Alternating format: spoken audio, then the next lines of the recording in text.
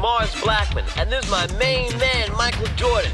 And there's a pair of tight Air Jordans from Nike. This is something you can buy. To Jordan.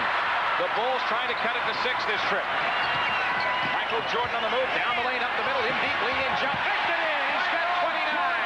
What a tough shot by Michael Jordan. Yo, what up, guys? It's your boy Dev Got Sneakers, and I'm back with another sneaker review. Today, we're gonna be taking a look at some classic, the Air Jordan 4 in white cement. Let's get into it. Did you miss me? Let's talk about one of the most classic sneakers in Jordan's lineup. Well, I would even say in Jordan's history. It's one of my personal favorites. Air Jordan 4 in the white cement. You know, originally seeing release 1989. When they re-released in 1999, they dropped again in 2012, and most recently in 2016 until now. This is that 2025 pair. One thing is for sure, it came with that Nike, you know, hang tag. Like Tinker again did his thing on this shoe. It's a work of art. It's a thing of beauty. This is one of the most iconic Jordans that he wore on the court for sure. And to me, it's crazy that it's a Bulls shoe, but they have no cement or gray in their jerseys, so it just stood out, you know what I mean? And like at the time, the league kind of had a ban on players wearing black shoes with their away jerseys. So this is one of those shoes that kind of just revolutionized the look and the feel on court, you know, for a lot of athletes even till today, you know what I mean? Like you think about it now, like these guys can wear whatever the hell they want. They don't have to match to their uniforms. I see it all the time. This shoe is probably one of the most important shoes in his lineup to me personally, and one of the ones that I have in my top 5. Like the Jordan 4, the silhouette is a top 5, but this white cement colorway needed it. And I was lucky enough to hit on sneakers. I usually try to go on sneakers. If I can't hit on sneakers, then I'll go to the mall or whatever. But, you know, I hit on sneakers, so. Let's take a look at the shoe. You know, right away, that classic Nike Air on the back. I love that they added the speckles to the check this time. That's something that they didn't do last time, I don't believe. The back tab, this used to rub my ankle really bad and give me like a little bruise. But it's very light this time. Like it feels like very light. It doesn't feel like it's gonna be cutting you. Really clean bottom of that with the Nike branding on the inside there. Stars around your toe box. Your Jumpman logo, which they made a little thicker this year. It has more coverage on the tongue. The netting on these are great. The netting on the front, on the sides, these wings. The leather feels really good to me. I've seen them complaining about the leather, but this leather looks and feels like butter. Like it's very soft. It's on point. I love it.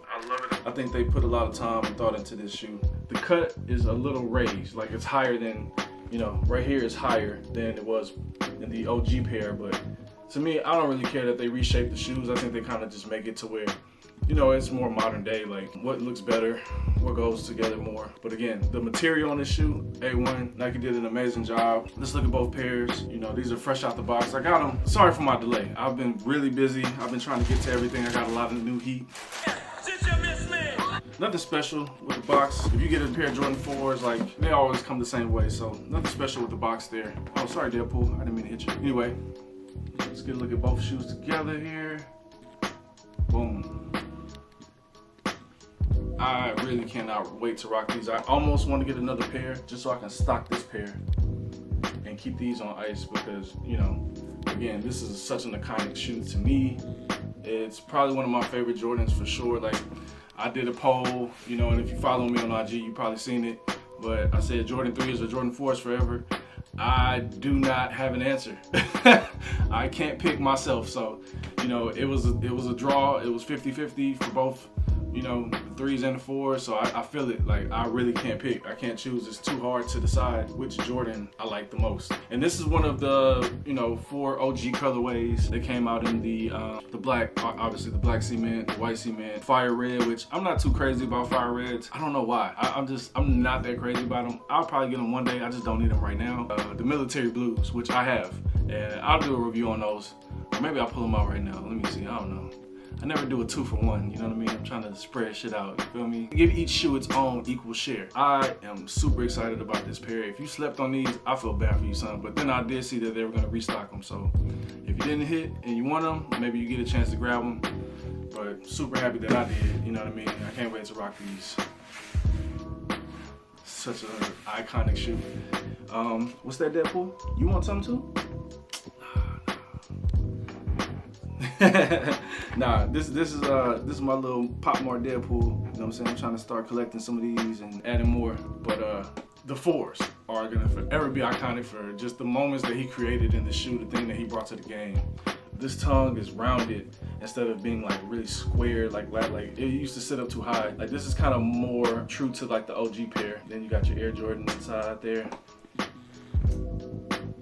So, such a beautiful shoe. Tinker did an amazing job. I don't think we have a shoe more iconic than this in the 1s and the 3s. You know, the 1s, the 3s, and the 4s are definitely like, that's my top 3. I think if I had to go 1s, 3s, 4s, like that'll be like the first 3 in my top 5 for Jordans. And then the 6s. And then it's a battle because I like a lot of shoes after that. And when I was younger, I didn't like a lot of the later Jordans that he wore. Like I didn't like, you know, past the 14s, to be honest. I didn't really like the 15s, but then those grew on me and I won a pair. The 17s grew on me.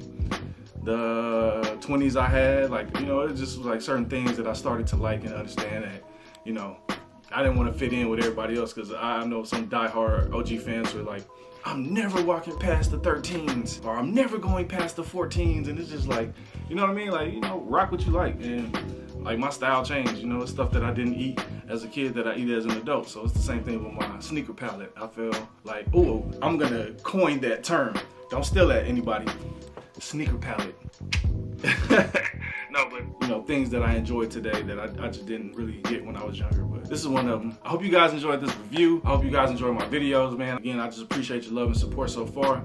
And until next time, you guys know the drill. Stay cool out there, man. Peace.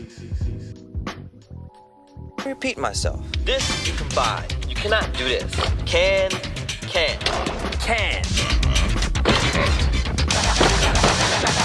No!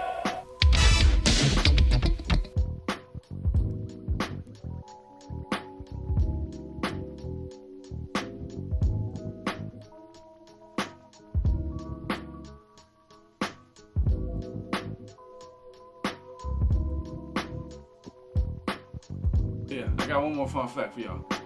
So I did have the 2016 pair, and I ended up selling them when I lived in LA to a friend of mine, Rich. So Rich, I hope you still got them. You probably don't. I sold them, I think the 4s and the Bordeaux 7s, which I was tripping. Or no, I sold them my Raptor 7s. But yeah, so I had the 2016 pair, and I ended up selling them like a dummy. But I needed the money at the time, so sometimes you gotta do what you gotta do, and you know, hopefully I'll get them again. They'll come back in my life at some point. I mean, they did, but I want the 2016s too, just so I can compare. You know what I mean? But anyway, yeah.